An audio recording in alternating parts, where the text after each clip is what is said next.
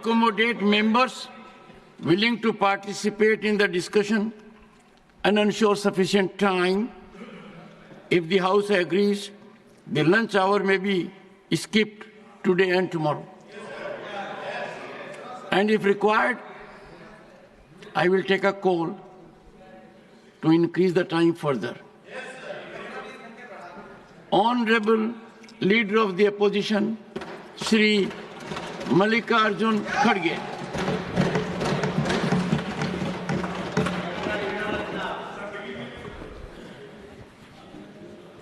Sir, आपने मुझे मौका दिया, इसलिए मैं आपका धन्यवाद करता हूं। सर, आज 16 दिसंबर ये बांग्लादेश का लिबरेशन डे, जो हमारी बहादुर नेता इंदिरा गांधी जी पाकिस्तान के 2 टुकड़े करके और बांग्लादेश को लिबरेट करके और 1 लाख पाकिस्तानी सैनिकों को बंदी कराकर इस देश को बचाया और इस देश की शान पूरे दुनिया में चले गई और सारे लोग और 1 लाख लोगों को बंदी करना बहुत मुश्किल काम है, लेकिन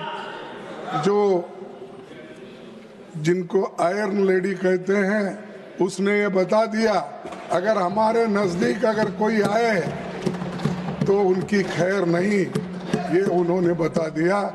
और आज वो दिन है बांग्लादेश लिबरेशन, और वहाँ पर जो गड़बड़ी चल रही है, कम से कम ये लोग आंख खोलकर वहाँ के माइनॉरिटी को बचाने की कोशिश तो करें। सर, मैं आपको और एक चीज बताना चाहता हूं और यहां से शुरू करता हूं, ताकि अब ये कॉन्स्टिट्यूशन हम नहीं पढ़े अब उनको बताना पड़ता है कि हमको भी थोड़ा थोड़ा पढ़ना आता है। हम नहीं सर, हम तो म्यूनसिपालिटी स्कूल में पढ़े हैं, वो जवाहरलाल नेहरू यूनिवर्सिटी में पढ़े हैं। निश्चित है कि उनकी अंग्रेजी भी अच्छी हो सकती है, उनकी हिंदी भी अच्छी हो सकती है और सभी कुछ अच्छा हो सकता है, लेकिन उनके करतूत क्या है, अच्छे नहीं। सर, मैं आपसे ये कि यहाँ है या तो रहेंगे, वो बाद में जवाब देंगे। सर, एक आपको शायरी सुनाना चाहता हूँ अहमद फराज की मत कत्ल करो आवाज है उसका नाम। तुम अपने अंकितों के नेज़े हर दिल में उतारे जाते हो। हम लोग मोहब्बत वाले हैं, तुम खंजर क्यों लहराते हो। हम लोग मोहब्बत वाले हैं, तुम खंजर क्यों लहराते हो। इस शहर में नगमे बहने दो, बस्ती में हमें भी रहने दो। हम पालनहार है फूलों के, हम खुशबू के रखवाले हैं। तुम किसका लहू पीने आए, हम प्यार सिखाने वाले हैं।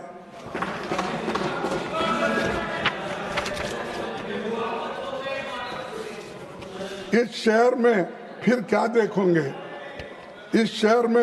देखोगे, जब हर यहाँ मर जाएगा, जब तेग पे लय कट जाएगी, जब शेर सफर कर जाएगा, जब कत्ल हुआ सूर साजों का, जब काल पड़ा आवाजों का। जब शहर खंडर बन जाएगा, जब शहर खंडर बन जाएगा, फिर किस पर संग उठाओगे? संग यानी पत्थर। फिर किस पर संग उठाओगे? अपने चेहरे आईनों में जब देखोगे डर जाओगे। तो मैं ये इसलिए कह रहा हूँ, आज की स्थिति, आज की परिस्थिति जो है, हमको बताना पड़ता है कि कैसा इस संविधान के तहत हुकूमत चलाने वाले लोग कोट कोट करके आगे का, पीछे का, बीच में का सब बोलते रहते हैं। तो उन्होंने बहुत आपत्ति उठाई सोशलिज्म पे। मैं यहाँ से शुरू करूँगा कि ये जो है संविधान में जो प्रियम्बल में लिखा है और जिन लोगों ने कॉन्स्टिट्यूंट असेंबली में लिखा है और इसको सर्वसम्मति से जो पास हुआ है, उस पर भी आपत्ति जता रहे हैं। तो आप ही सोचिए, ये कॉन्स्टिट्यूशन के फेवर में है क्या अगेंस्ट में? मैं देखूं, अब उनको मालूम है, we the people of India having solemnly resolved to constitute India into a sovereign, socialist, secular, democratic republic, and to secure all citizens justice, social, economic, and political, liberty of thought, expression, belief, faith, and worship, equality of status and of opportunity, and to promote among them all fraternity, assuring the dignity of the individual and the unity of integrity of the nation.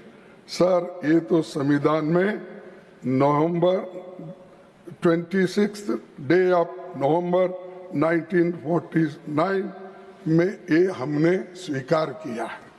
जब हमने ये स्वीकार किया है, इसके तहत हमको चलना चाहिए, हमको इम्प्लीमेंट करना चाहिए। सिर्फ एक दूसरे के खामियां निकाल के अगर आप बोलते जाएंगे तो तुमने 5000 सालों में कैसी तकलीफ हम लोगों को दी है, मुझे भी ये बोलना पड़ता है। मैं लाया हूं, आपकी मंशा क्या थी? ये संविधान जो बने वो मनुस्मृति के तहत बने। मनुस्मृति के जो कानून होते हैं, कानून होते हैं वो जो बनाए हैं, तो उसके तहत करना चाहिए था। ये जनसंघ की मंशा थी, ये आरएसएस की मंशा थी, ये आपकी मंशा थी। और आप सोशलिज्म की बात करते हो। अरे जो लोग इनइक्वालिटी पे फेथ है आपका, ये पढ़ो, ये आपका भी, मैं तो पढ़ के आपको लिखा हूं, इसमें नहीं पढ़े बोल के आप मैं समझना। जो हम ये पत्ते लगाया हूं वो एक एक अगर पेज पढ़ेंगे तो आपके रोंगटे उठ जाएंगे। अगर आपके पास कुछ अरे एड्रेस उनको अच्छा हो, उनको ये आपको देखना भी अच्छा नहीं लगता। चलो तो सर ये क्या लिखा है, मैं आपको ये प्रेजेंट कीजिए।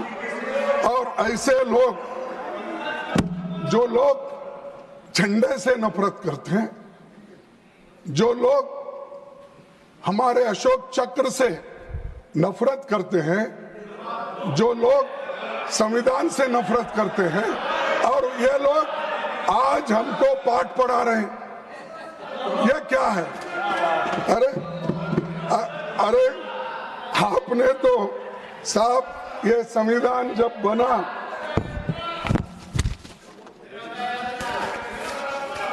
आपने जब ये संविधान बनी सर, उस वक्त संविधान को जलाने वाले लोग लालमय, ये जो रामलीला मैदान में बाबा साहब अंबेडकर और जवाहरलाल नेहरू जी का और महात्मा गांधी जी का पुतला वहां पर रख के इनो जलाए उस दिन, जिस दिन इम्प्लीमेंट हुआ। और अरे चुप बैठो, हो ना, बैठो। हाँ, जलाए सो लोग, हमको संविधान कैसा बचाया और क्या किया। नेहरू जी को गालियां, इंदिरा जी को गालियां, और कहां तक गांधी पूरी फैमिली को गालियां। शर्म आना चाहिए। पढ़ो आप, इतिहास पढ़ो।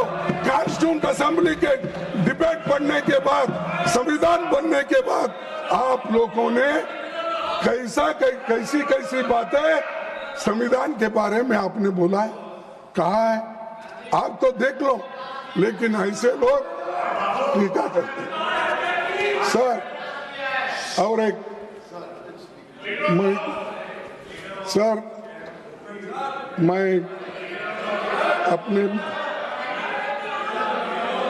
मैं आपको No, I'm not. No, I am not yielding. Should be authenticated. No. Honorable members, Authenticate. only when the speaker will yield, I can give an opportunity. If there are issues, you can have notice. And I'm sure the House will bear with me on this. And I have a mind to enrich myself. जो किताब आपने दिखाई है मैं पढ़ूंगा sir. बाद में नहीं अभी देता हूँ। मनुस्मृति, ये मनुस्मृति की किताब, ये 3-4 मैं जला वो उतना पढ़ दो और मेरे को वापस कर दो, क्योंकि आजकल मिलता नहीं। Honorable members, can I return a document put on the table? I can't. It has to be put on the table. अच्छा, मैं और एक खरीद के देता हूँ। Please continue. सर, आपको 7 दिसंबर 2022 का दिन याद दिलाना चाहता हूँ, जब पहली बार सभापति के रूप में इस सदन में पधारे थे।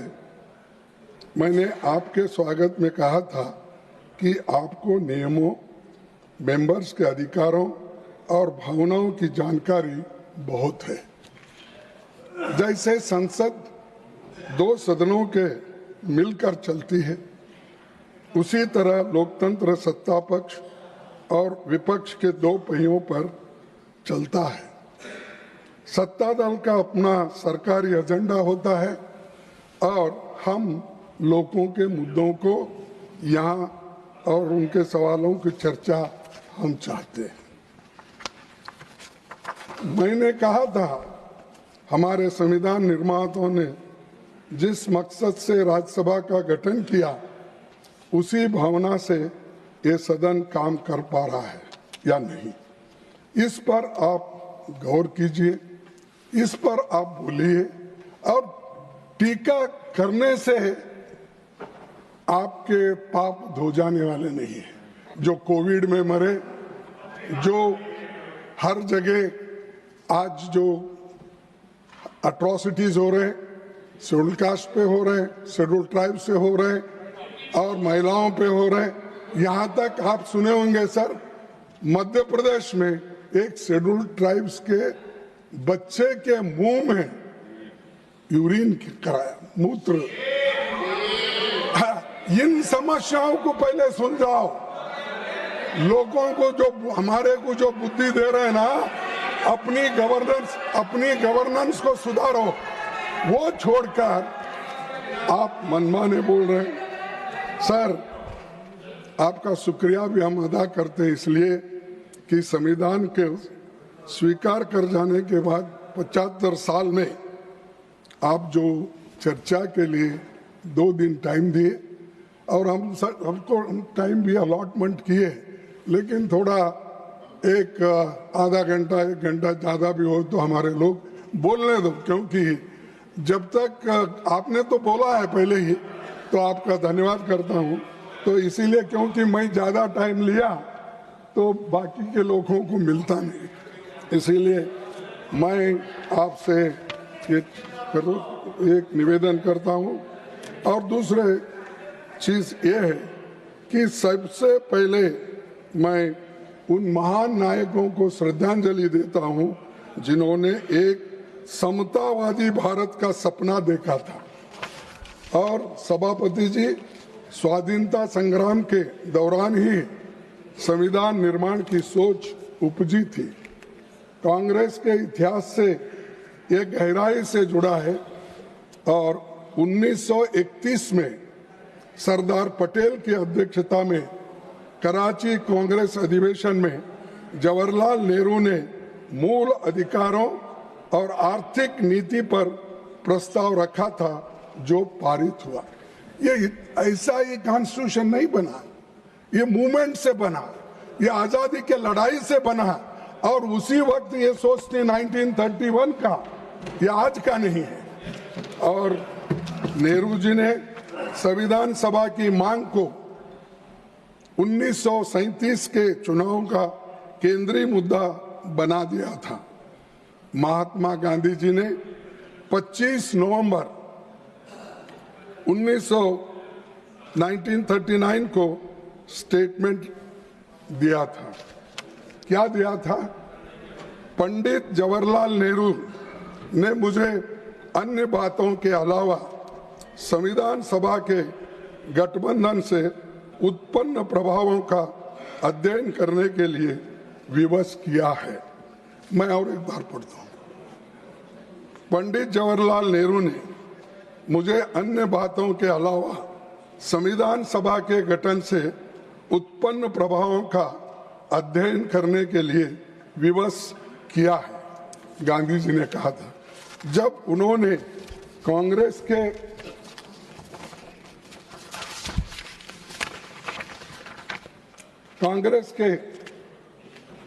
सभापति जी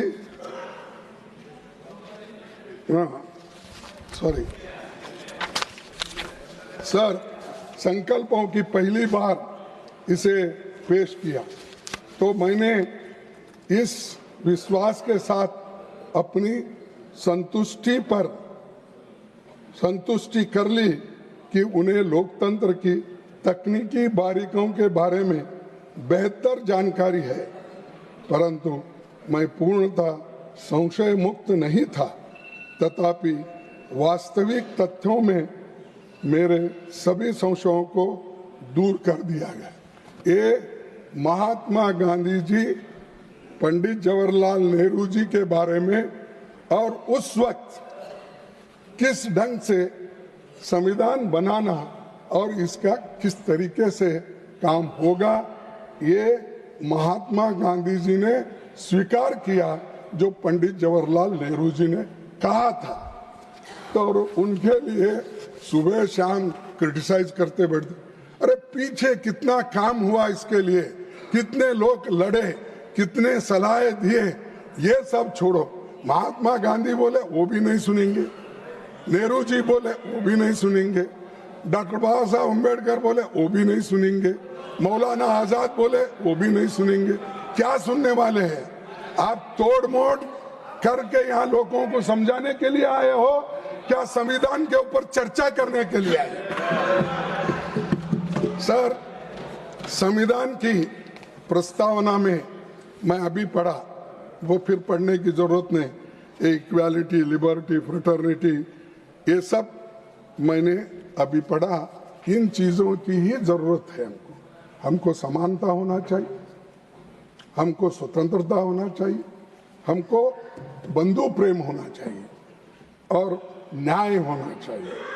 इसमें ये जो चंद शब्द हमारे संविधान में है और जिसको हमने सभी स्वीकार किया है, लेकिन इस पे भी आपत्ति हो रही है कि सोशलिज्म क्या, फलाना क्या है।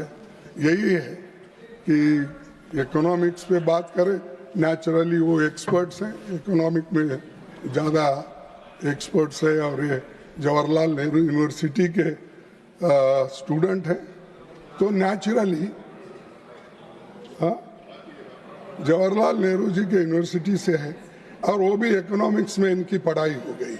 नेचुरली वहाँ क्या पढ़े मुझे मालूम नहीं, क्योंकि जवाहरलाल नेहरू यूनिवर्सिटी में सब जितने भी स्टूडेंट्स हैं वो इतने प्रोग्रेसिव है, देश बनाने में उनका बहुत बड़ा हाथ है। चाहे इकोनॉमिक्स में हो, चाहे पॉलिटिकल साइंस में हो, चाहे हिस्ट्री में हो, चाहे एंथ्रोपोलॉजी में हो, चाहे अपना हर सब्जेक्ट पे वहाँ पर बहुत ही उनको मान सम्मान दुनिया में मिलता है। और बहुत से जो जवाहरलाल नेहरू यूनिवर्सिटी में पढ़े हुए हैं वो दुनिया में अपना नाम किए हैं और डेमोक्रेसी पे बहुत बड़ा विश्वास रखते हैं। लेकिन यहाँ अनडेमोक्रेटिक थिंग्स को जो खत्म करने की बात हो रही है, जो डेमोक्रेटिक थिंग्स है उसको खत्म करने की बात यहाँ हो रही, ये कैसा? अरे जो आइडियोलॉजी को आप एक बार स्वीकार करते हो ये बार बार कैसा बदलता है? आपने तो अरे चुप बैठो भाई, अब बार बार आप कैसा बदलते हो? मैं एक ही पार्टी में हूँ कम से कम 1969 से आज तक कोई पार्टी नहीं, एक ही सिंबल है मेरा, एक गाय बछड़ा, अब क्या है हाथ। मैं किधर नहीं गए तो यहाँ घंटे को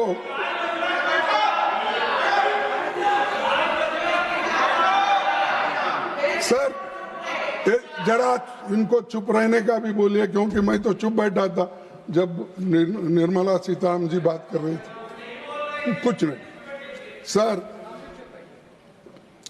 पता नहीं कब ये हृदय परिवर्तन हुआ इनका, 224 के चुनावों के बाद हुआ क्या पहले ही हुआ था मुझे मालूम नहीं। आज जो कॉन्स्टिट्यूशन की अब जरा आप बात कर रहे हैं, अब अभी हुआ कब हुआ मुझे मालूम नहीं, लेकिन कम से कम उनका हृदय परिवर्तन करने का काम इस देश की जनता ने 2024 के इलेक्शन में दिखाया। सर मैं और एक बात कहना चाहता हूं, पूरा देश जानता है 1949 में आरएसएस नेताओं ने भारत के संविधान का विरोध किया था, क्योंकि ये मनुस्मृति पर आधारित संविधान नहीं था।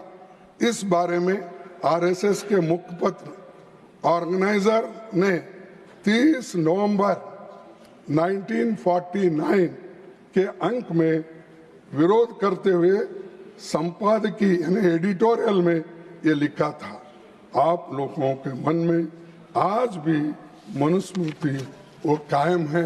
मैं बार बार बोलता रहा, आप लोग उल्टा हमारे ऊपर ही इल्जाम आप लगाते रहे। सर सभापति जी, न तो इन्होंने संविधान को स्वीकार किया, न तिरंगे झंडे को माना, इसीलिए पहली बार 26 जनवरी 2002 को कोर्ट के आदेश पर आरएसएस हेडक्वार्टर पर तिरंगा मजबूरी में फहराना पड़ा। सर तिरंगे झंडे को माना, इसीलिए पहली बार 26 जनवरी 2002 को आरएसएस हेडक्वार्टर पर तिरंगा मजबूरी में फहराना पड़ा, क्योंकि कोर्ट का आदेश था। चलिए कम से कम संविधान के वर्किंग पर चर्चा के लिए तो मान लिया आपने कि अब हम सभी लोग तिरंगे के नीचे ही काम करेंगे।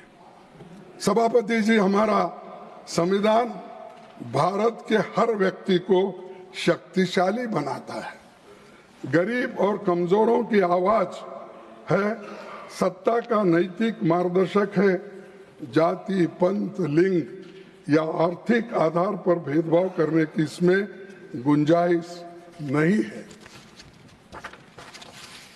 लेकिन संविधान पर खतरा बना हुआ है, आने वाली पीढ़ियों के लिए इसे सहेज कर रखने के लिए हमें लगातार चौकन्ना रहना पड़ेगा, सतर्क रहना पड़ेगा, क्योंकि इनकी मंशा कब बदलती, क्या होती मालूम नहीं है।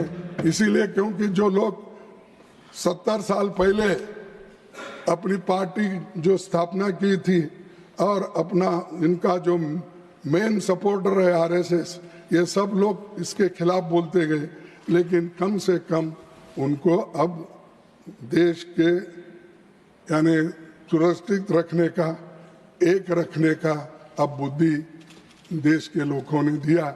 इसलिए मैं आपके तरफ से, आपके ओर से उनको भी धन्यवाद देता हूं, आपके बदलते हुए नीति को, और जो सम्मान कॉन्स्टिट्यूशन को दे रहे हैं, सम्मान झंडे को दे रहे हैं, सम्मान देश के लोगों को दे रहे हैं, और कॉन्स्टिट्यूंट असेंबली में जो बनाए हैं ये सारी चीजें, उनका भी याद आपको अब आ रहा है।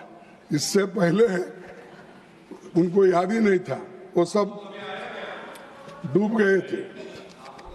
सर, मैं जब बहुत से शक्तिशाली देशों ने यूनिवर्सल अडल्ट फ्रेंचाइज नहीं था, महिलाओं को वोट का हक नहीं था, तब भारत में महिलाओं के समेत सभी को यूनिवर्सल अडल्ट फ्रेंचाइज का अधिकार अगर किसने दिया, वो कांग्रेस ने दिया, संविधान ने दिया। और ये संविधान अडल्ट फ्रेंचाइज, सर आपको तो मालूम है कि कितने देशों के, आप भी कॉन्स्टिट्यूशन पढ़े होंगे, बहुत से महिलाओं को, या ऑस्ट्रेलिया हो, अमेरिका हो, यूके हो, फ्रांस, वहां पर डेमोक्रेसी की बहुत बातें करते थे, लेकिन डेमोक्रेसी के साथ, संविधान के साथ उनको वोटिंग का पावर नहीं मिला था। ये एक ही देश ऐसा है जिस दिन हमारे को ये मिला, आजादी मिली, संविधान इंप्लीमेंटेशन हुआ, उस दिन से अडल्ट फ्रेंचाइज सबको मिला। गरीब, अमीर, कम से कम काम करने वाले लोग, मजदूर, किसान, सबको मिला। और ये किसकी देन है साहब?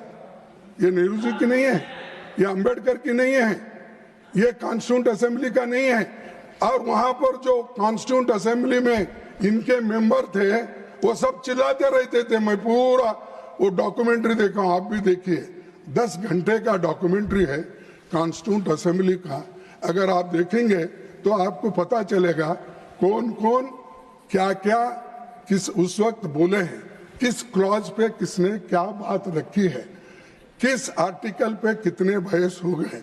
जरा देखे तो मालूम होता है जे कामत जी क्या बोले और फलाना साहब ने क्या बोला और जनसंघ के हमारे नेता क्या बोले, ये सब उसमें मालूम होता है। तो इसीलिए आप जरा वो देख लीजिए, उनको दिखाइए, तो बहुत बड़ा, वो भी राज्यसभा की देन है, क्योंकि वो डॉक्यूमेंट उन्होंने ही बनाया। और उसके बाद वो भी देखिए कि पंडित जवाहरलाल नेहरू जी का डिस्कवरी ऑफ इंडिया, वो भी एक 40 घंटे का है। तो वो भी एक बार देखे तो आपको मालूम होता है दुनिया में पहले कैसी थी, हिंदुस्तान कैसा था, बाद में हम किस ढंग से इतने सिविलाइज्ड होकर काम कर रहे हैं, और क्या वो सामाजिक समानता थी, ये सारी चीजें उसमें आप देखेंगे। ऑर्गेनाइजर में 51-52 के चुनावों के दौरान यूनिवर्सल अडल्ट फ्रेंचाइज के खिलाफ लिखा गया। ये तो सही है ना? अच्छा, पंडित नेहरू ये बोले साहब, उन्होंने कहा अडल्ट फ्रेंचाइज के बारे में 51-52 को उन्होंने बोला, ये कहा, Pandit Nehru would leave to confess the failure of universal adult franchise in India. Shall I read? Pandit Nehru would leave to confess the failure of universal adult franchise in India. यानी universal adult franchise को, जो महिलाओं को voting मिलता था, जो शूद्रों को voting मिलता था, जो गरीब लोगों को मिलता था, इसके बारे में अपोज अगर कोई करे वो आरएसएस के लोग करे, ये लोग जनसंघ के लोग करे, और आज हमको पाठ पढ़ाते हो। और मैं ये कहना चाहता हूं, और उन्होंने कहा कि ये सत्यानाश होने का खुद पंडित जवाहरलाल नेहरू जी देखेंगे। अरे आप सब अडल्ट फ्रेंचाइज में ही वोट देकर आए, दिए या नहीं? और आप ले रहे हैं वोट भी उसी के वजह से। तो मेरे को कहना ये है कि जो बातें आप अच्छी बातें पंडित जवाहरलाल नेहरू जी की थी और गांधी जी की थी और दूसरे नेताओं, वो सब छुपा छुपा के कट एंड पेस्ट, जो अच्छा लगता है वो पढ़े। और यहाँ मैं जो हमारे प्रधानमंत्री जी वहाँ लोकसभा में जो कहे थे, मैं उनका भी पूरा स्पीच देखा, लेकिन वो टिप्पणी यहाँ नहीं करना। और राजनाथ सिंह जी का वो भी देखने के बाद मुझे ऐसे महसूस हुआ कि वो जो भी कोट वहाँ कर रहे थे, सब कोट जो कॉन्स्टिट्यूंट असेंबली में बाबा साहब अम्बेडकर ने जो बोला था और दूसरे नेता वही कोट किए, इनकी दिल की बात बाहर नहीं आई। वो खुद इस संविधान को चाहते या नहीं चाहते, हमको क्रिटिसाइज करने के लिए, टीका करने के लिए कौन से पैराज, कौन से शब्द प्रयोग करना, उतने उठा के वो बोलते गए। लेकिन आपने क्या किया वो बोला ही नहीं। आप देश के लिए क्या किया बोला नहीं। आप कितने बार जेल गए बोले नहीं। आप कितना पीड़ा देश के लिए आपने सहन किया ये कहा नहीं। अरे देश के लिए जो लोग लड़े नहीं, उनको आजादी का महत्व क्या मालूम है और संविधान का क्या मालूम है? जो पसीना बहाए, घर छोड़ के चले गए, विद्या अपूर्व करके रहे, और ऐसे लोग आज उनके बारे में, वो स्वर्गवासी होने के बाद आप उनकी बात करते हो।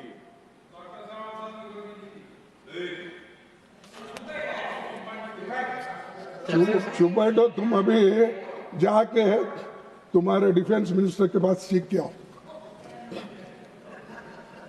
सर, आज हमको इंट्रोस्पेक्शन करना है। हमने क्या किया, क्या करना है, और जो वायदे हमने किए थे हमको बोले। वो प्राइम मिनिस्टर का स्पीच पढ़ा मैं, तो हमको सिखा रहे थे ये जुमले वाले हैं और ये झूठ बोलते हैं, ऐसा बोल के उन्होंने, अरे भाई झूठे नंबर 1 तो आप ही है। 15 लाख दे तो बोले सर अभी इंतजार कर रहा है, नहीं मिल रहा है। हाँ, और वो लोगों को 2 करोड़ रोजगार देने का बात, वो झूठ है सच है? और किसानों को एमएसपी डबल करने का सर मिला? आपका मतलब असत्य, असत्य, झूठी डिलीटेड। देखो साहब, ये असत्य है, घोर असत्य है, घोर असत्य है। तो ये चीज है, पर झूठ नहीं है। हाँ, जो उसका भी आप जब बोले, देखो मैं अपनी गलती को स्वीकार करता हूँ, झूठ नहीं बोलना ये अनपार्लियामेंट्री आपने बताया और है भी, तो मैंने छोड़ दिया उसको। लेकिन इन्होंने बार बार बोले। अब सीताराम जी का भाषण आपने गौर से सुना, मेरे निर्मला सीताराम जी, सॉरी, तो उन्होंने ये कहा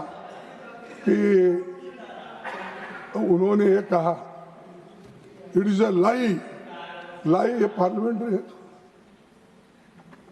अनट्रूथ, ट्रूथ ये शब्द यूज करना, लेकिन उनको अलाउ कर दिया, मेरे को ठोक दिया।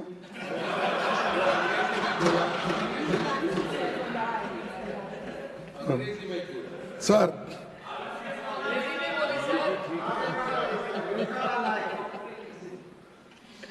और एक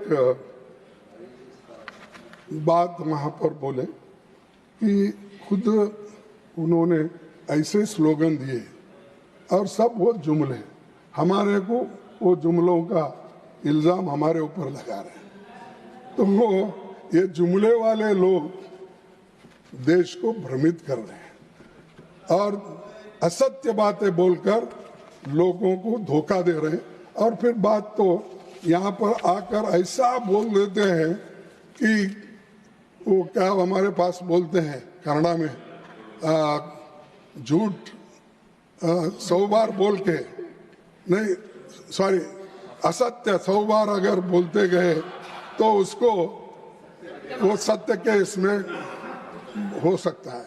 वैसा ये गोबेल्स से भी ज्यादा, गोबेल्स जो झूठ उन्होंने असत्य बातें करते थे उससे भी 100 गुना ये लोग करते हैं। और फिर ऊपर से लोगों को हमको कहते हैं इनने आपने क्या किया, इमरजेंसी में क्या किया, फलाने में क्या किया। नेहरू जी ने कितने बार बोलता हूँ, नेहरू जी ने कैसा किया, क्यों करना पड़ा पहला अमेंडमेंट और किस वजह से हुआ, वो बोलूंगा। सर, मोदी साहब का तो 1 घंटा 50 मिनट भाषण हो गया, हमारे फाइनेंस मिनिस्टर का 1 घंटा 10 मिनट हो गया, तो 15-20 उन्होंने घंटों से बात करने की भी उनका पहले से प्रैक्टिस है, क्योंकि बजट और जब पेश करते हैं उस वक्त भी बोलते हैं, तो नेचुरली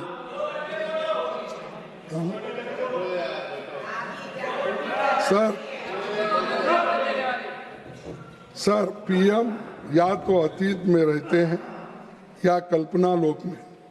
ऐसा लगता है कि वर्तमान उनकी डिक्शनरी में नहीं है। बेहतर होता कि तो वो बता देते कि 11 साल में ऐसा कौन सा काम किया है जिससे हमारा लोकतंत्र और संविधान मजबूत हुआ।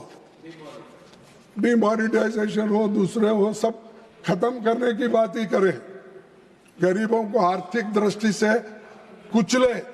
ऐसे लोग हमको पाठ पढ़ा रहे हैं कि आर्थिक मजबूती हमने की। अगर सोशलिज्म की बात करते उसको भी टीका आपने किया। मैडम, अगर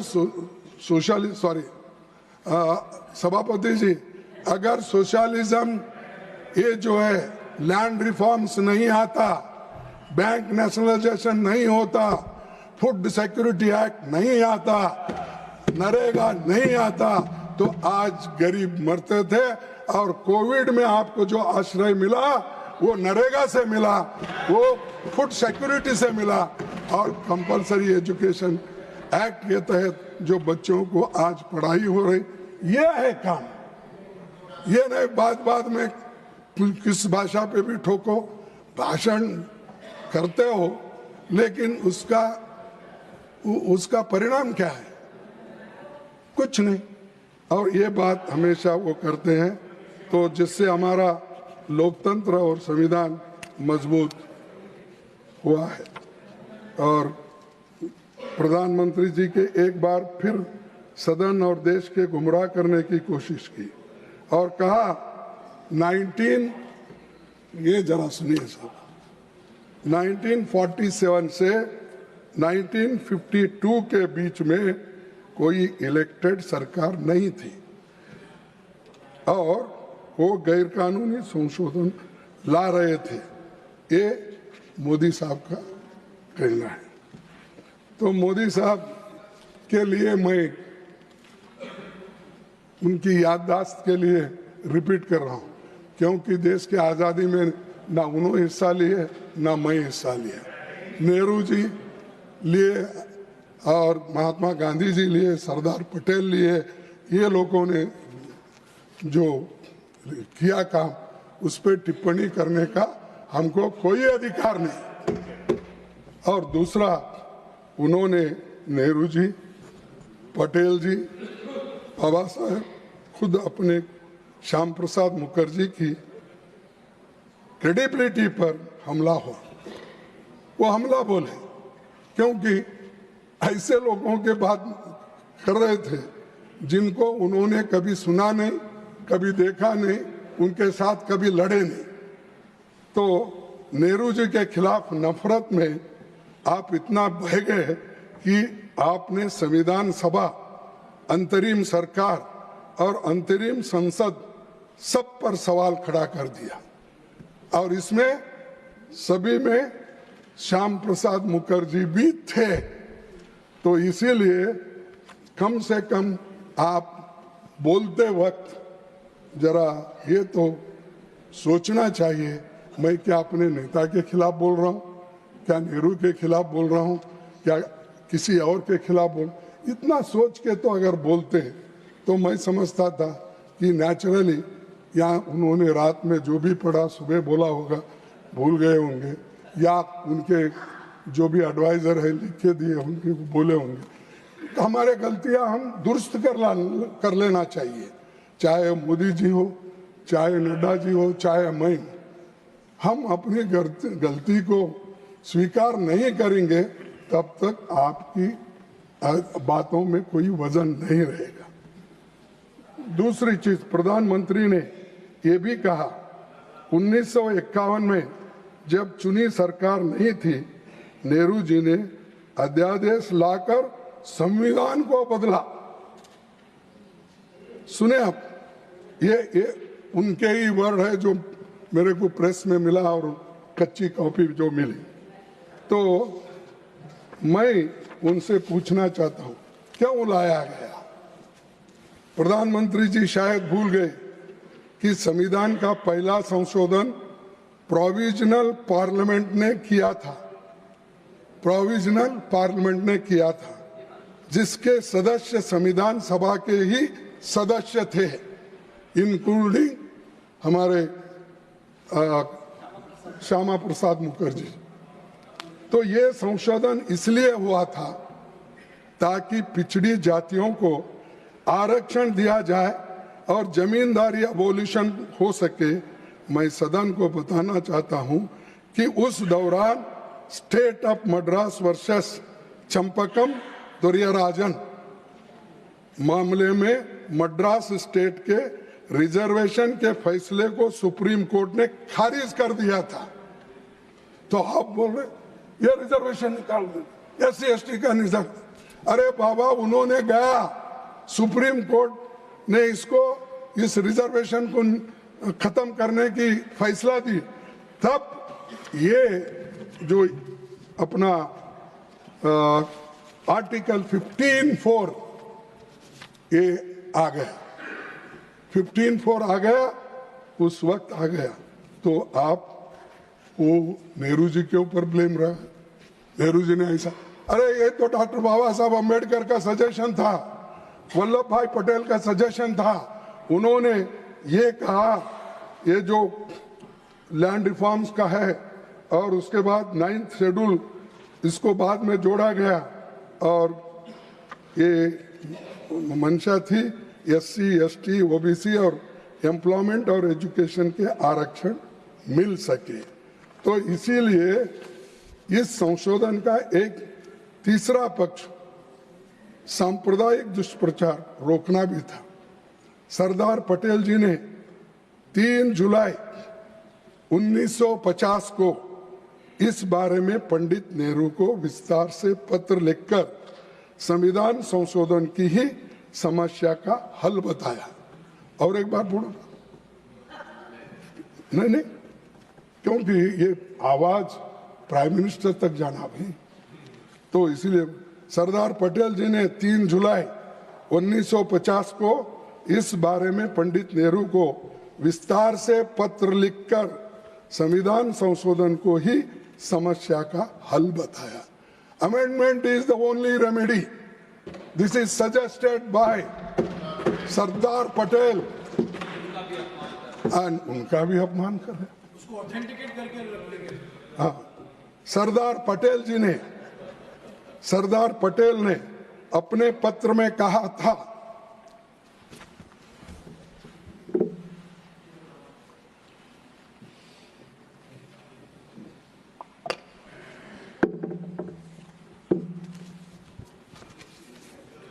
सरदार पटेल ने अपने पत्र में कहा था, एज यू से we have involved ourselves in so many legal and constitutional difficulties that we do not know how to overcome them.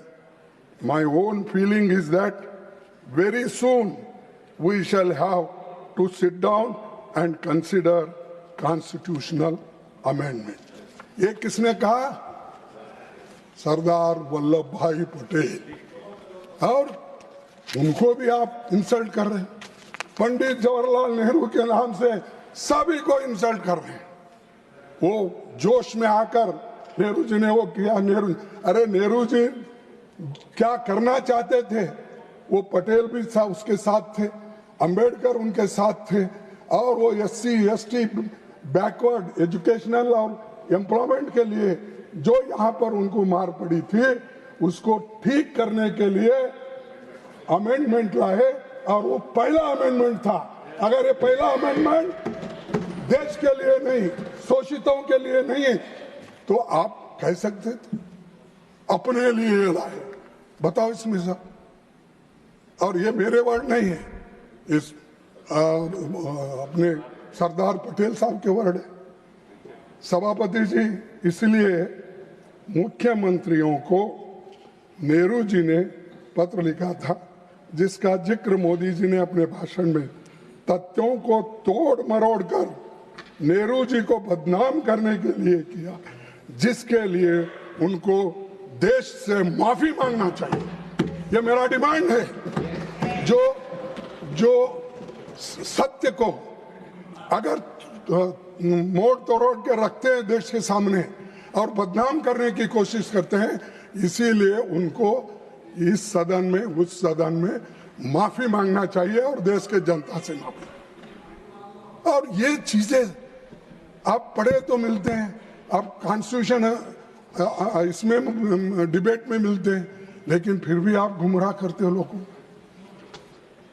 इस संशोधन पर खुद बाबा साहब ने 2 घंटे सदन में इसे डिफेंड किया था। और एक बार पढ़ो, इस संशोधन पर खुद बाबा साहब ने 2 घंटे सदन में इसे डिफेंड किया था। मैं पूछना चाहता हूं कि मोदी जी को एतराज किस पर है? क्या SC ST पर, क्या OBC पर, क्या आरक्षण पर, और उनका किनके ऊपर एतराज है? अरे आरक्षण को सुरक्षित रखने के लिए, उनके राइट्स को दिलाने के लिए अगर पंडित जवाहरलाल नेहरू जी अमेंडमेंट कराते हैं तो क्या दलितों के खिलाफ हो गए, SC के खिलाफ हो गए, ST के खिलाफ हो गए, आदिवासियों के खिलाफ हो गए? मैं पूछना, क्यों ऐसी बातें करके लोगों को असत्य बातें बिठा रहे उनके दिमाग में? आप प्राइम मिनिस्टर हो सकते हैं, आपकी इज्जत करेंगे आपका कुछ, लेकिन ऐसी असत्य बातें जनता के बीच अगर लेके गए, इससे बहुत बड़ा देश को नुकसान होगा। सर, ये लैंड रिफॉर्म्स, आप बड़े किसान हैं, क्षमा चाहता हूं, या छोटे किसान हैं मुझे मालूम नहीं सर, इसलिए एक मिनट, नहीं हंसने की बात नहीं। मैं कृषक पुत्र हूं। यानी आप कृषक नहीं हैं, ठीक है, ठीक है। तो मैं तो बस आगे चलिए। शुरू किया था। मोदी जी के एतराज किस पर है? या वो गरीब किसानों को जमीन का मालिक का हक मिलने पर उनके एतराज है?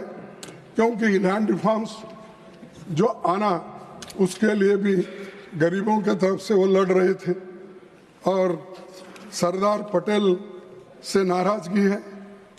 हम कहते हैं कि बीजेपी आरक्षण के विरोधी है और इसीलिए वे कास्ट सेंसस के खिलाफ है। सर, सभापति जी, देश के स्वाधीनता आंदोलन के बारे में मोदी जी को ज़्यादा पता नहीं है, इसीलिए क्योंकि वो इस विषय पे जाना नहीं चाहते, जो उन्होंने उस सफ़र में शामिल ही नहीं हुए थे, तो उसकी बात तो रहेगी। अरे मैं खुद अपने को भी बोल लिया, आपके पिताजी थे अभी, तो 1946 के कैबिनेट मिशन प्लान के तहत कांग्रेस ने एग्जीक्यूटिव काउंसिल में नेहरू जी को वाइस प्रेसिडेंट बनाया था।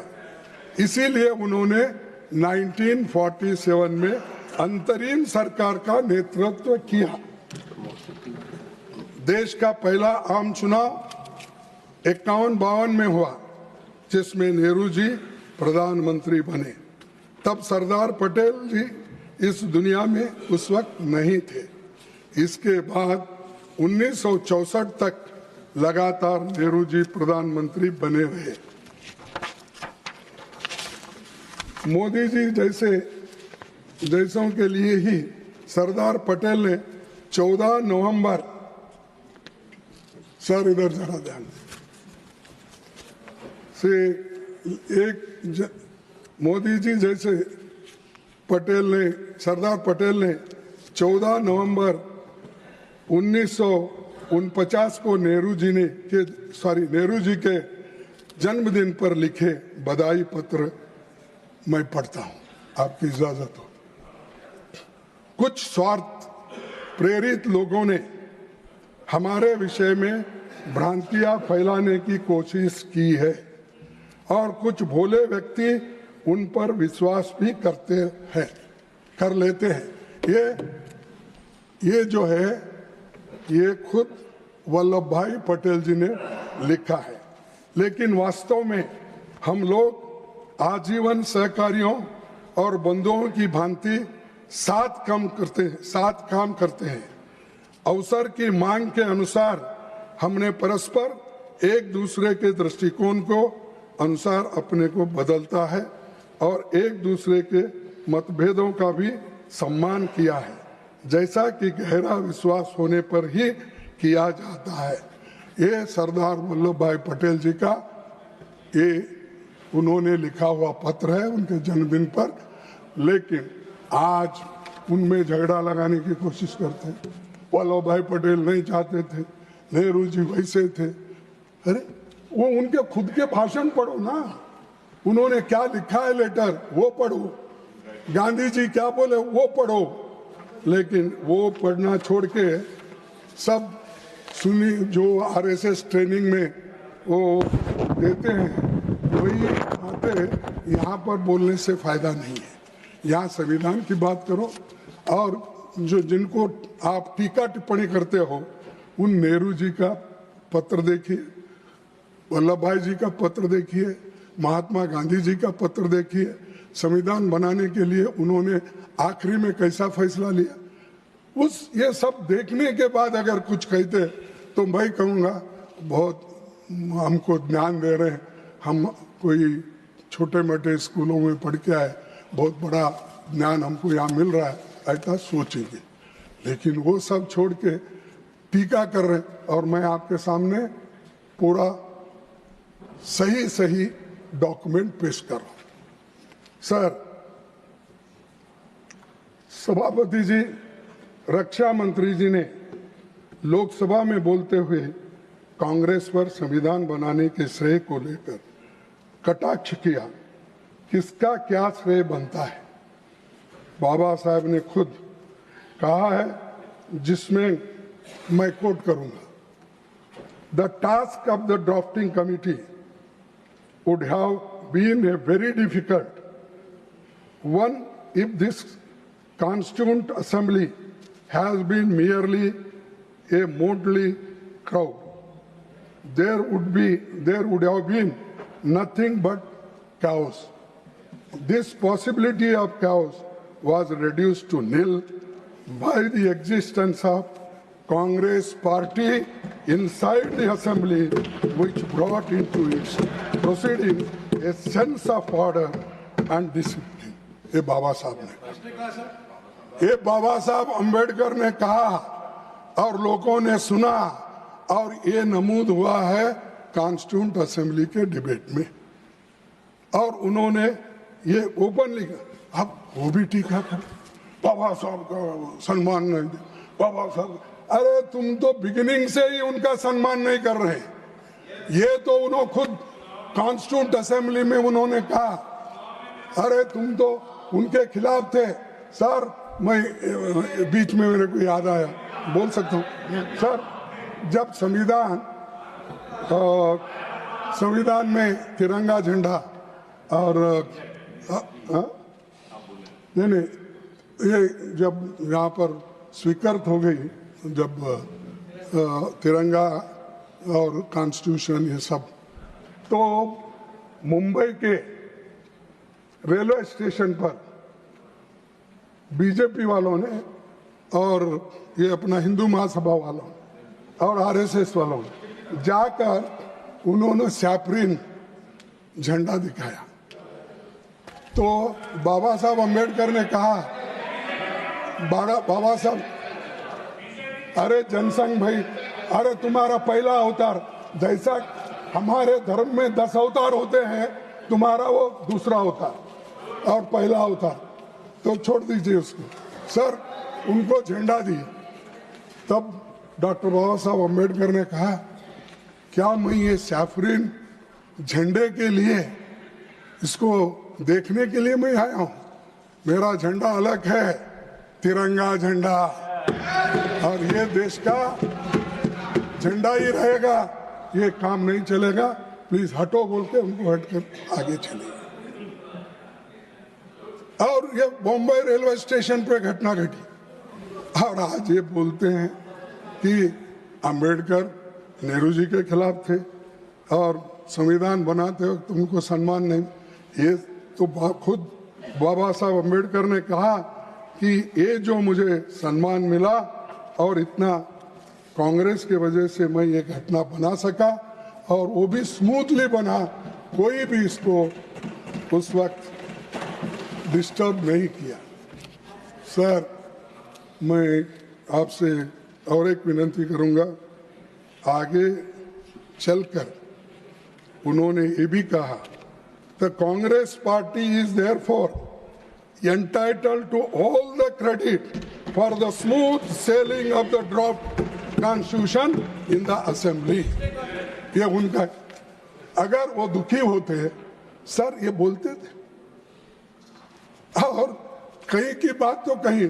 अब अपोजिशन पार्टी में जब बाबा साहब अम्बेडकर थे, शेड्यूल कास्ट फेडरेशन के वो प्रेसिडेंट थे, और जो मंडल हमारे बंगाल के वो बैरिस्टर जोगेंद्रनाथ मंडल, वो सेक्रेटरी थे। तो नेचुरली उनकी पार्टी अलग थी, तो उसमें जब उनको वहां से हार हो गई, तब यहाँ पर जोगेंद्रनाथ मंडल ने सेक्रेटरी वेस्ट बंगाल में वो रिसिग्नेशन दी। राजीनामा देने के बाद उनके सीट पर बाबा साहब अम्बेडकर चुन के आए। तुम्हारी मेहरबानी से नहीं है, तुम लोग वैसा बड़ा के ले रहे ना, तुमसे नहीं है। अरे तुम तो उनके खिलाफ थे, और आपके जो जनसंघ के नेता थे उन्होंने भी वहीं से चुन के आए थे, श्यामा प्रसाद मुखर्जी। क्योंकि वो जल्दी याद नहीं आता श्यामा प्रसाद मुखर्जी का, क्योंकि कभी ज्यादा नाम लिया नहीं, उनको याद है। लेंगे भाई, लेते वक्त, अब ले रहा हूं ना। सर चेयरमैन साहब, इस सदन के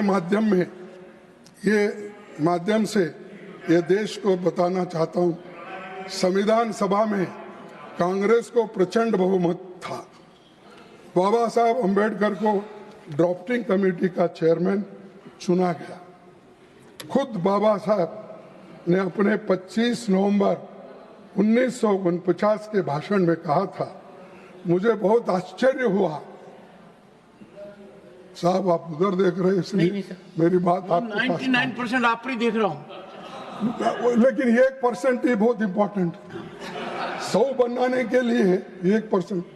99 तेंदुलकर ने 10 बार मारा, 99 और 12, लेकिन 99 मारा, लेकिन सेंचुरी नहीं हो सका।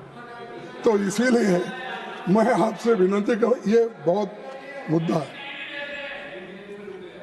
मुझे बहुत आश्चर्य हुआ था जब ड्राफ्टिंग कमेटी मुझे अपना अध्यक्ष चुना समिति में, मुझसे बड़े, मुझसे बेहतर, मुझसे सक्षम कई लोग थे। सबको पता है कि जब आज़ादी मिली तो देश में सुई भी नहीं बनती थी, खाने पर कोई अनाज नहीं था, केवल 35 साल की औसत उम्र थी। लेकिन पिछले 60-70 सालों में देश ने बहुत तरक्की की। और आप बोलते 55 साल में आपने क्या किया, 70 साल में क्या? अरे बाबा, हम अगर नहीं करते, तुम लोग इंजीनियर हो के यहाँ नहीं बैठते, डॉक्टर हो के नहीं बैठते थे, और मोदी जी इस देश के प्रधानमंत्री भी नहीं बनते थे, और मैं एक लेबर का बेटा अपोजिशन लीडर भी नहीं बनता था।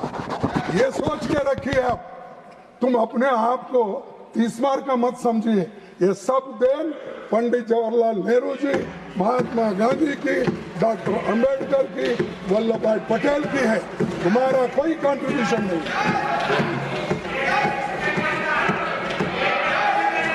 नेहरू जी आधुनिक भारत की नींव रखी। सर,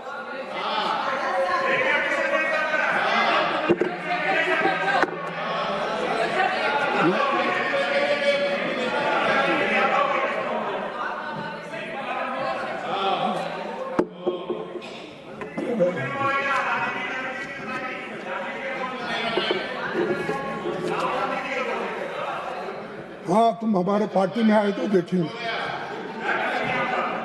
सर, नेहरू जी ने आधुनिक भारत की नींव रखी, शास्त्री जी ने हरित क्रांति की बुनियाद रखी, इंदिरा जी ने देश को परमाणु शक्ति से संपन्न बनाया, सामाजिक न्याय के लिए 20 सूत्री कार्यक्रम दिया, बैंकों का राष्ट्रीयकरण किया, राजीव जी ने संचार क्रांति लाई और पंचायती राज और लोकल बॉडीज का आधार बनाया, जिसको नरसिंह राव ने 74th संविधान अमेंडमेंट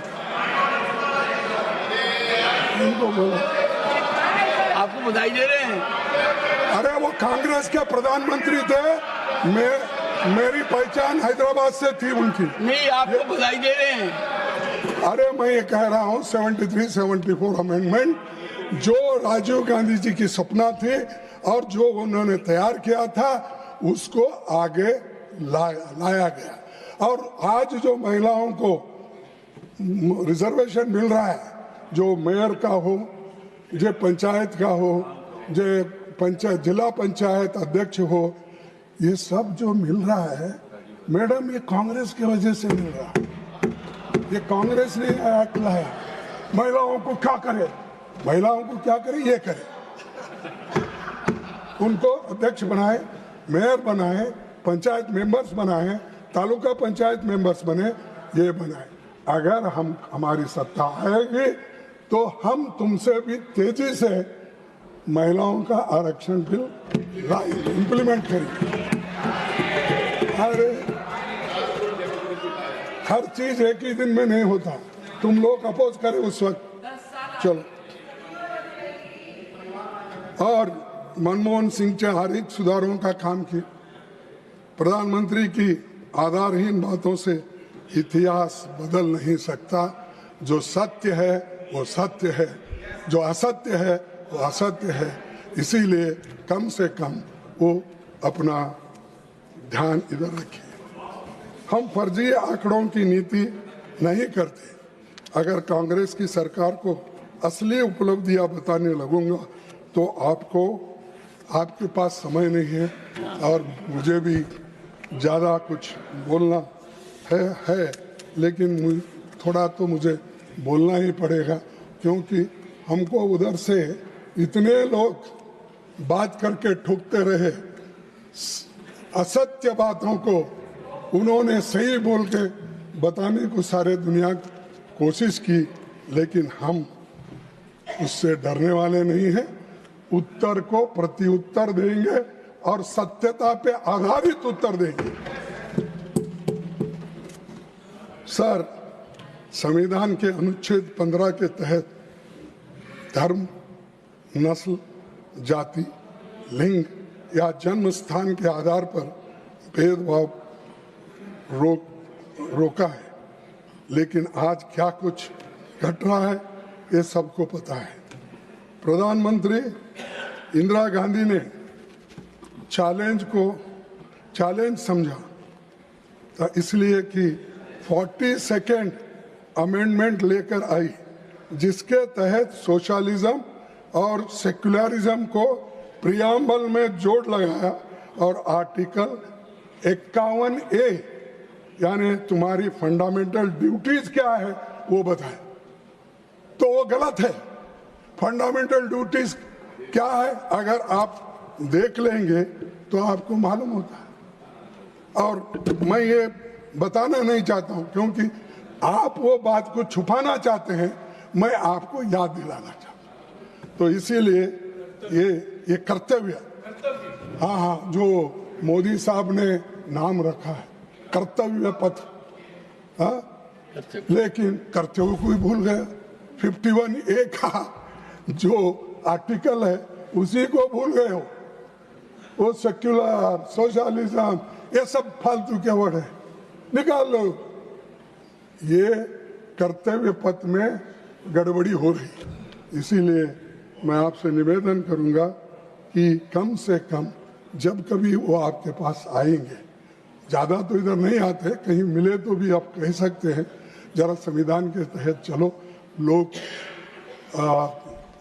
राज्यसभा में बोल रहे हैं, मुझे बड़ा दिक्कत होता है उसका उत्तर देना, इसीलिए आप ये कीजिए सर। और एक बात मैं बोलूँ, सुप्रीम कोर्ट ने सोशलिज्म और सेक्युलरिज्म को संविधान के बेसिक स्ट्रक्चर का हिस्सा माना और जजमेंट आफ्टर जजमेंट ने इसे सही ठहरा दिया। तो रिसेंटली उसको तो मानते ना, हम बोले ठीक है, चीफ जस्टिस बोल रहे हैं जज ये सही है कह रहे, लेकिन दुनिया सही कह सकती है, लेकिन मोदी साहब कभी इसको मानेंगे नहीं। वो अपनी ही बात करेंगे, वो जो बोलते हैं वही सही। तो इसलिए आज आप भले ही राजनीति करने के लिए प्रधानमंत्री कोसने का मौका नहीं छोड़ते, खास करके जो शहीद इस देश के लिए हो उनका नाम लेकर बात करते हैं। और इमरजेंसी की बात तो बहुत बार हो गई। अब जब से इलेक्शन से पहले भी इमरजेंसी की बात, इलेक्शन आने के बाद भी हुई, फिर उसके बाद में एक इलेक्शन में भी, दूसरे इलेक्शन में भी, तीसरे इलेक्शन में भी हुई, सदन में भी हुई, यही बात करते रहते हो। लेकिन उसका तो उन्होंने उत्तर दिया, जो गलती हो गई गलती हुई है, लेकिन इसके लिए हमको सुधारना है। तो इन्होंने कितना टीका किया, उन्होंने सहन किया, आपने उसको सदन से बाहर निकाला और इंदिरा गांधी जी 1980 में थम्पिंग मेजॉरिटी से चुन किया, थम्पिंग मेजॉरिटी से। सिर्फ 2 साल में कहाँ गया तुम्हारा ये जो टीका टिप्पणी को उत्तर? लोगों नहीं देते ना, चुनाव करके ही होता। तो ये चुनाव आया और जनता का निर्णय हुआ, ये अदालत में तो आपने निकाल दिया, ठीक है, उन्होंने भी मांग गए, लेकिन उसके 2 साल बाद उन्होंने थम्पिंग मेजॉरिटी से आके फिर तो ये अरे भाई, सो इसीलिए उन्होंने गलत बताया और उनको सत्ता से बाहर भी रहना पड़ा। लेकिन आज उनको सभी लोग याद करते हैं और इंदिरा जी को सभी लोग मानते हैं। ये लोग, बहुत से लोग वोटिंग को गए होंगे, अब हमारे लोग भी उधर गए हैं, बाहर के भी गए हैं। ये संगम है सर, सामने वाले ऊपर बैठे, हाँ, संगम। ये सामने वाले बैठे तो ठीक है, वो पहले, लेकिन सेकंड, थर्ड, फोर्थ पे जो बैठे हैं ना, वो सब या इधर से उधर गए, उधर से इधर आ गए, या हर पार्टी से वहां गया, क्योंकि ईडी मशीन, सीबीआई। जयराम जी कह रहे हैं कुछ। हाँ जयराम जी कुछ कह रहे हैं आपको। हाँ, तो हर लोग यहाँ वो एक वॉशिंग मशीन बड़ी खरीदी है। कौन? हमारे शाह साहब इतना बड़ी वॉशिंग मशीन करे, आदमी अंदर जा सकता है और क्लीन होके बाहर आता है, अंदर जाके क्लीन होके बाहर आता है। और वो जाके इतना जोर से चिल्लाता है, अरे क्या खाया पिया रहा राज किया, कोई सब कुछ बना। वही यहाँ पर हमको बुद्धि पढ़ाते हैं और उल्टा बयान देते हैं। तो ऐसे लोग इस देश में हैं, ऐसे लोग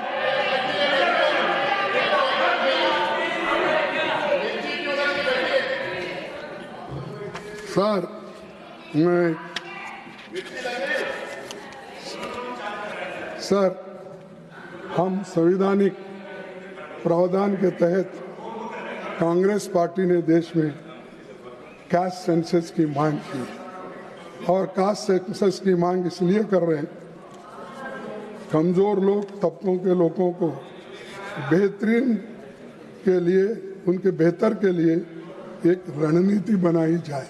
इसीलिए आप ये जो हमारा माइंड है ये किसी को खुश करने के लिए नहीं। और ऐसा होता है पॉलिटिक्स में, आज मेरे साथ वोट देते हैं, कल दूसरों को देते हैं। हम देखे हैं 60 साल में कैसा हुआ, क्या हुआ, लोग बदलते कैसे रहते हैं। तो इसीलिए वोटरों के ऊपर आप गुस्सा मत निकालो, एरिया के ऊपर आप गुस्सा मत निकालो। कोई एरिया, कोई स्टेट अगर आपको वोट नहीं देता तो आप क्या करते थे, उस स्टेट को पैसे देने का बंद करते हो, जीएसटी वक्त पे नहीं देते हो, ये आपका काम चल रहा है। और इरिगेशन पे नहीं देते हो, रेलवे के प्रोजेक्ट को नहीं देते हो।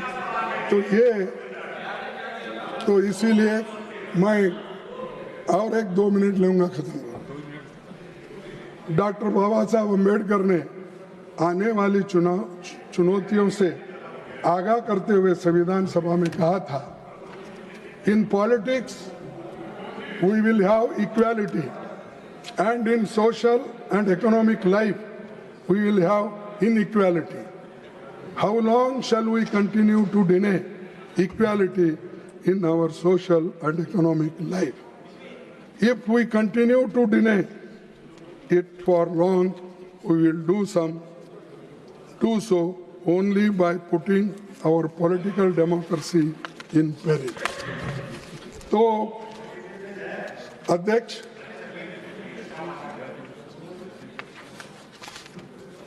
सर, और गरीब बनते जा रहा है, अमीर बनते जा रहा है।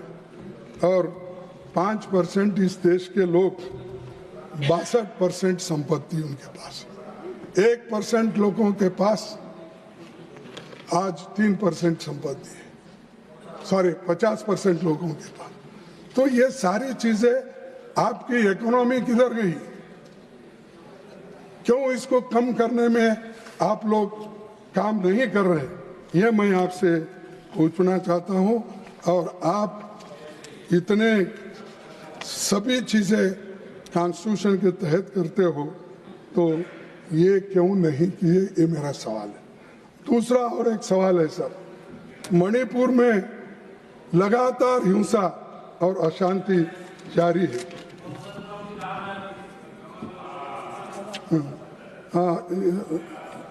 हिंसा और अशांति जारी है, लेकिन 1.5 साल में मोदी जी को मणिपुर की हालात का जायजा लेने का समय नहीं मिला। वो पूरे दुनिया में फिर रहे हैं, देश में फिर रहे हैं, इलेक्शन के लिए हर जगह जाते हैं। परसों मैं जब मिले थे तो उस वक्त मैं बोला, मुझे बोले कि कैसे हो, तो ठीक है बोले, शायद नड्डा साहब भी थे वहाँ, तो ठीक है बोले। तो आप बहुत घूम रहे बोल के मुझे बोले, तो मैं बोला साहब अब इलेक्शन में घूमना ही पड़ता है। आप जब गली गली घूम रहे हो मैं कम से कम दिल्ली में तो फिरना पड़ेगा।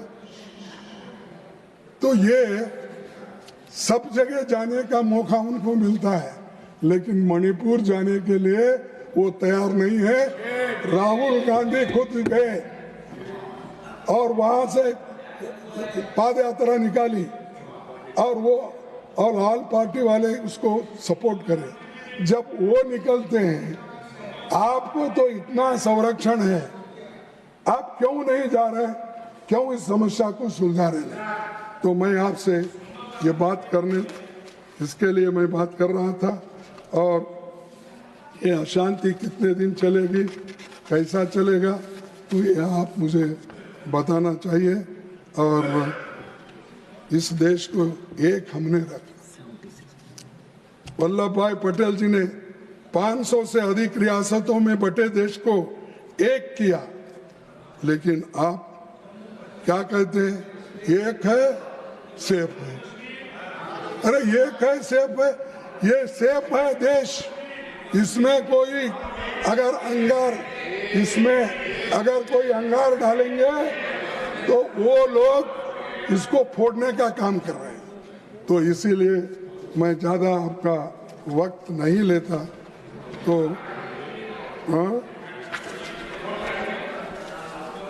देखिए, और एक लास्ट कोट में आपका पढ़ूंगा। भक्ति in religion may be a road to salvation of the soul, but in politics, bhakti or hero worship is a sure road to degradation and to eventual dictatorship. तो ये डिक्टेटरशिप के से बाहर है। आप जो आज बजा रहे हैं ना, ढोल बजा के उनकी भक्ति की नारा कर रहे हैं, तो वो ये लोग उनको डिक्टेटरशिप की तरह ले जाना चाहते हैं और वो डिक्टेटर बनने को तैयार है। तो इसीलिए मैं आपसे विनती करूंगा कि ये डेमोक्रेसी डिक्टेटरशिप के तहत नहीं चलना चाहिए और सभी लोग आज जो संविधान को हम मानते हैं वो उसी पर हम चलना चाहिए। और आज इस देश के लिए एक बात जरूरी है, जब देश को आज़ादी मिली, जब एटली ने, आपको मालूम, लेबर पार्टी के प्रधानमंत्री, उन्होंने उस वक्त चर्चिल ने क्या कहा था, भारत को स्वाधीनता देने वाले लॉर्ड एटली सरकार के प्रस्ताव पर चर्चा के दौरान ब्रिटिश संसद में पूर्व प्रधानमंत्री और तत्कालीन विपक्षी नेता विंस्टन चर्चिल ने कहा था कि आज़ाद होते ही भारत बिखर जाएगा और वहाँ दुष्टों, बदमाशों, लुटेरों के हाथ चला जाएगा। ये बात चर्चिल की ये मंशा थी। हम नहीं चला सकते, हम संविधान नहीं बना सकते, इसीलिए उन्होंने ये बात की। लेकिन पंडित नेहरू, सरदार पटेल, मौलाना आज़ाद, डॉक्टर अंबेडकर ने इस देश को डेमोक्रेसी लाकर सबको बचा दिया। और इतना कहते हुए मैं और कुछ नहीं बोलना चाहता हूँ। आपको एक ही मिनट में समझा के बैठूंगा, एक ही मिनट में सब। देखो, एक राहत इंदौरी का है, राहत इंदौरी, जहां से गुजरो धुआं बिछा दो, जहां से गुजरो धुआं बिछा दो, जहां भी पहुंचो धमाल कर दो, जहां भी पहुंचो धमाल कर दो। तुम्हें सियासत ने हक दिया है, हरी जमीनों को लाल कर दो, हरी जमीन को लाल कर दो। अपील भी तुम, दलील भी तुम, गवाह भी तुम, वकील भी तुम, जिसे भी चाहो हराम दिल लिख दो, जिसे भी चाहे वो हलाल कर दो। ये शब्दों के साथ मैं मेरे 4 शब्दों को समाप्त करता हूँ। आपने जो मेरे को समय दिया इसलिए मैं धन्यवाद करता हूँ। मेरा समय मेरे पार्टी के समय में मत काटो, यही विनती करता हूँ। मान्यवर, आपने एक न्यायालय के आदेश की चर्चा की थी झंडे संबंधित, उसकी प्रतिलिपि सदन के पटल पर रखते हैं। देखिए क्या परफेक्ट टाइमिंग है। निर्मला जी ने 79 मिनट्स लिए, आपने भी 79 मिनट्स लिए। इसे परफेक्ट बने।